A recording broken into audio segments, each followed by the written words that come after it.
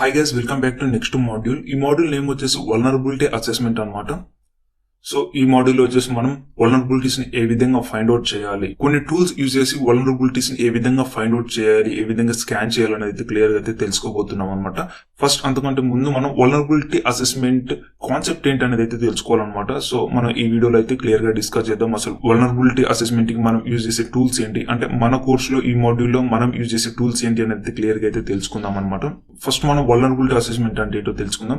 Vulnerability assessment అంటే ఇది మనకి హ్యాకింగ్ ఫేసెస్ లో మనకి సెకండ్ ఫేజ్ ఏదైతే స్కానింగ్ ఉందో దాని కిందకైతే వస్తుంది అనమాట.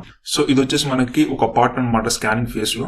మనం ఎందుకంటే వల్నరబిలిటీస్ ని స్కాన్ చేస్తాం కాబట్టి ఇది కూడా మనకి స్కానింగ్ కిందకైతే వస్తుంది. So vulnerability assessment main rule ఏంటంటే కొన్ని టూల్స్ యూజ్ చేసి మనకి నెసెస్ అండ్ అలాగే వేగా ఇట్లా మనకి కొన్ని టూల్స్ అయితే ఉంటాయి అనమాట. ఈ టూల్స్ యూజ్ చేసి మనం వెబ్సైట్ లో కానీ ఏదైనా సర్వర్ లో కానీ ఏదైనా యాప్ లో కానీ వల్నరబిలిటీస్ కి స్కాన్ చేసినప్పుడు మనకి ఏవైతే వల్నరబిలిటీస్ వీక్ పాయింట్స్ దొరుకుతాయో దీన్ని మనం వల్నరబిలిటీ అసెస్మెంట్ అంటాం అనమాట. సో ఇది మనకి వల్నరబిలిటీ అసెస్మెంట్ అంటే